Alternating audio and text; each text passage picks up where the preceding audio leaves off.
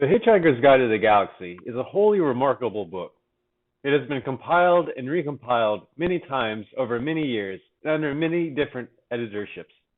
It contains contributions from countless number of travelers and researchers. The introduction begins like this. Space, it says, is big. Really big. You just won't believe how vastly, hugely, mind-bogglingly big it is. I mean, you may think it's a long way down to the road to the chemist, but that's just peanuts to space. Listen, and so on. After a while, the style settles down a bit, and it begins to tell you things you really need to know.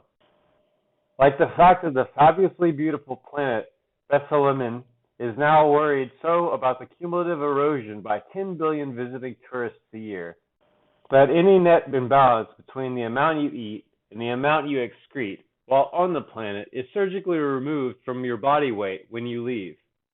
So every time you go to the lavatory there, it is vitally important to get a receipt.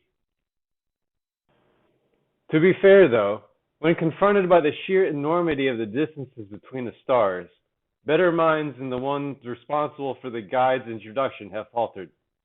Some invite you to consider for a moment a peanut in Reading, and a small walnut in Jonesboro, and other such dizzying concepts. The simple truth is that interstellar distances will not fit in the human imagination. Even light, which travels so fast it takes most races thousands of years to realize that it travels at all, takes time to journey between the stars. It takes 8 minutes to journey from the star Sol to a place where the Earth used to be, and 4 years more to arrive at Sol's nearest stellar neighbor, Alpha Proxima. For light to reach the other side of the galaxy, for it to reach Demogran, for instance, takes rather longer, 500,000 years.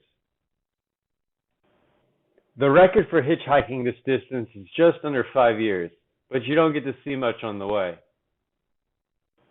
The Hitchhiker's Guide to the Galaxy says that if you hold a lungful of air, you can survive in the total vacuum of space for about 30 seconds. However, it does go on to say that with space being the mind-bogglingly size it is, the chances of getting picked up by another ship within those 30 seconds are 2 to the power of 276,709 to 1 against.